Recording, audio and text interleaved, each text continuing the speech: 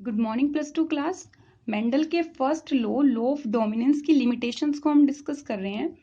Last video में हमने first limitation incomplete dominance के बारे में डिस्कस किया कि कैसे एक जो डोमिनेटिंग अलील है वो खुद को कंप्लीटली डोमिनेट नहीं कर पा रही और उसकी वजह से क्या हुआ, जो F1 जनरेशन है वहां पे एक इंटरमीडिएट कैरेक्टर की फॉर्मेशन होती है।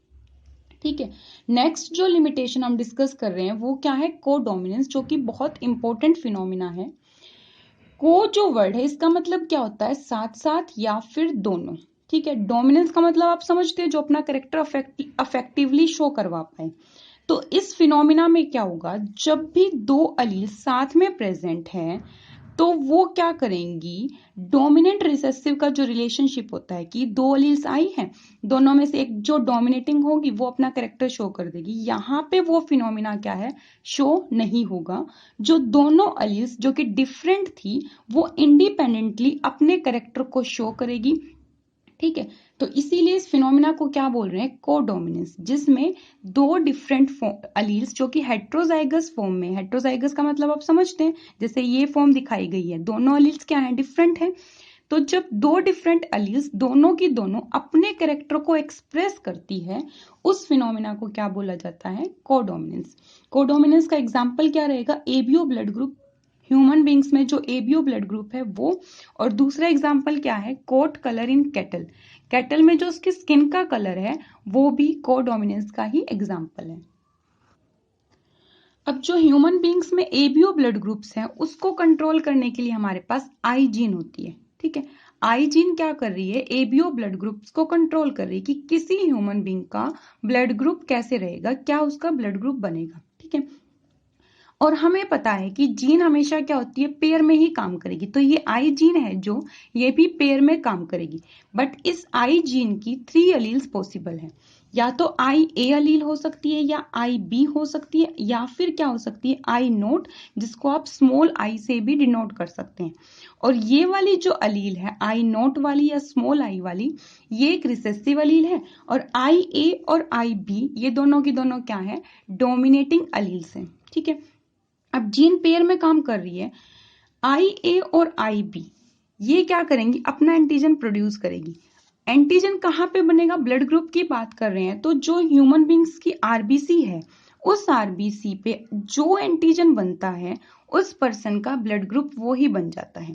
मान लीजिए एक पर्सन की आरबीसी है, उस पे ए एंटीजन प्रेजेंट है तो पर्सन का ब्लड ग्रुप क्या रहेगा, ए ब्लड ग्रुप रहेगा। बी एंटीजन प्रेजेंट है तो ब्लड ग्रुप क्या रहेगा, बी रहेगा।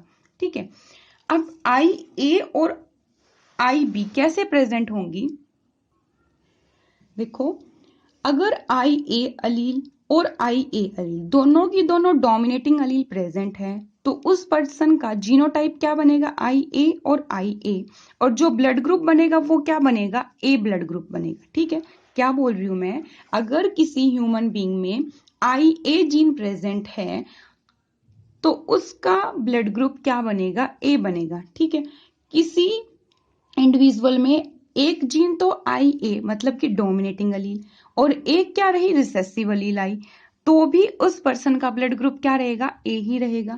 ऐसे ही बी है जो ब्लड ग्रुप, या तो दोनों डोमिनेटिंग अलील आ गई तब भी बी ब्लड ग्रुप, एक डोमिनेटिंग और एक रिसेसिव अलील आई तो भी ब्लड ग्रुप क्या रहा, बी रहा।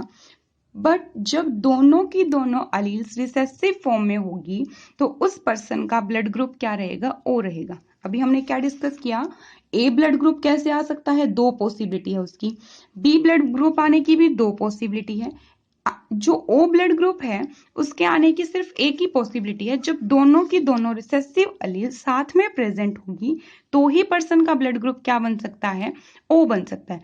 अब जिस टाइप की अलील्स प्रेजेंट होगी पर्सन की बॉडी में उसी टाइप का एंटीजन उस पर्सन की आरबीसी के ऊपर अटैच होगा, और जो एंटीजन अटैच है वो ही क्या बन जाएगा, ब्लड ग्रुप बन जाएगा। ठीक है, अब हमें पता है आई ए और आई बी ये दोनों की दोनों अलील्स क्या होती हैं, डोमिनेटिंग है।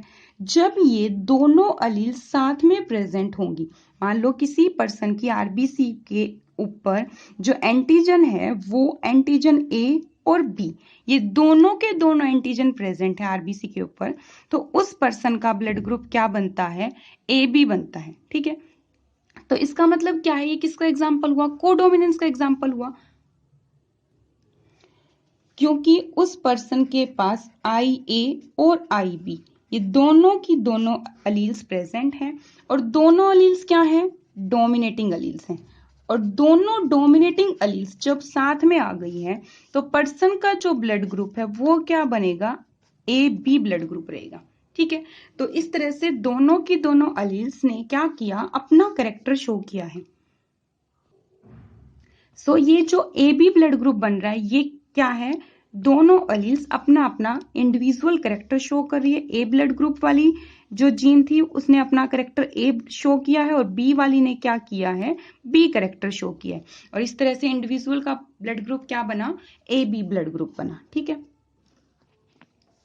अब नेक्स्ट जो एग्जाम्पल है वो क्या है, कैटल है जो हमारे पास, उसका कोट कलर, उसकी जो स्किन है उसका कलर क्या होगा। तो हमारे पास दो टाइप के कैटल हैं, एक तो है रेड, ठीक है, और एक है व्हाइट। व्हाइट को हम स्मॉल आर से रिप्रेजेंट करेंगे क्योंकि एक रिसेसिव कैरेक्टर है। जब प्योर रेड और प्योर व्हाइट का क्रॉस कराया गया तो उस टाइम पे जो F1 जनरेशन बनी वहां पे ये दोनों की दोनों जो अलील्स थी, ये दोनों की दोनों अलील्स क्या कर रही है, नॉर्मली इसको व्हाइट वाले को क्या होना चाहिए था, रिसेसिव होना चाहिए था ना, बट ये व्हाइट वाला भी क्या कर रहा है, अपने कैरेक्टर को शो कर रहा है, और जो हमारे पास कैटल बनेगी ना उसके ऊपर रेड और व्हाइट कलर के पैचेस दिखेंगे, मतलब दोनों ही कलर क्या हो गए, अपीयर हो गए, ना तो व्हाइट वाला छुपा रहा और ना ही रेड वाला छुपा रहा। तो इस तरह से जब दोनों कलर अपीयर हुए हैं कैटल के स्किन के ऊपर, तो ये भी किसका एग्जाम्पल है, कोडोमिनेंस का एग्जाम्पल है। ठीक है, तो कोडोमिनेंस में दोनों जो अलील्स थी हेट्रोजाइगस फॉर्म में थी, मतलब कि डिफरेंट डिफरेंट थी अलील्स, और वो दोनों क्या कर रही है, अपना कैरेक्टर शो कर रही है, दोनों ही अलील्स क्या हो गई है, डोमिनेटिंग हो गई है। इसको आप इनकम्प्लीट डोमिनेंस से कंफ्यूज नहीं करेंगे। इनकम्प्लीट डोमिनेंस में क्या था, एक भी अलील डोमिनेटिंग नहीं थी। ठीक है, और यहाँ पे क्या हो गया, दोनों की दोनों अलील्स डोमिनेटिंग हो गई है, इसीलिए इसको क्या बोल रहे हैं हम, को डोमिनेंस बोल रहे हैं। ठीक है, नेक्स्ट हम एक क्रॉस की बात करेंगे, बैक क्रॉस। ठीक है, बैक का मतलब क्या होता है, पीछे जाना। ठीक है, जब मान लीजिए हमारे पास ये जो प्रोजेनी आई, ये F1 जनरेशन आई है ना, इस F1 का क्रॉस हम इसके पेरेंट के साथ करवा दें, किसी भी पेरेंट के साथ अगर F1 का क्रॉस करवाया जा रहा है तो उस क्रॉस को क्या बोल रहे हैं हम, बैक क्रॉस बोलेंगे। ठीक है, बैक क्रॉस का मतलब क्या है, F1 जनरेशन का क्रॉस उसके पेरेंट के साथ, तो बैक में चले गए ना, तो इसलिए इसको क्या बोलोगे, बैक क्रॉस बोलोगे। बैक क्रॉस का एक बहुत इंपॉर्टेंट टाइप है जिसको हम बोलते हैं टेस्ट क्रॉस। ठीक है, टेस्ट क्रॉस क्या होता है, जब F1 का क्रॉस हम करवाएंगे रिसेसिव पेरेंट के साथ। ठीक है, रिसेसिव पेरेंट के साथ जब F1 जनरेशन का क्रॉस होगा उसको क्या बोलोगे, टेस्ट क्रॉस बोल दोगे। ठीक है, F1 जनरेशन क्या है, मान लो हमारे पास ये दो प्लांट थे और हमने इनका क्रॉस कराया, ये हमारी F1 जनरेशन बन गई। अब इस F1 जनरेशन में जो ये टोल प्लांट बने हैं इसका क्रॉस जब इस रिसेसिव पेरेंट के साथ करा दिया जाए तो वो क्या होगा, टेस्ट क्रॉस होगा। ठीक है, टेस्ट क्रॉस है जो, उसका रेशियो बहुत इंपॉर्टेंट है जिसको आपको हमेशा रिमेंबर रखना है। ओके, अब जो ये टेस्ट क्रॉस है इसका सिग्निफिकेंस क्या होगा, इसकी इंपॉर्टेंस क्या होगी, एक तो हमें ये चेक करके बताएगा कि जो F1 जनरेशन है उसका जीनोटाइप क्या है। ठीक है, जीनोटाइप का मतलब आप समझ गए, जब मैं कैपिटल टी स्मॉल टी ये जो बोल रही हूँ वर्ड्स, इसका मतलब क्या है, हम जीनोटाइप की बात कर रहे हैं।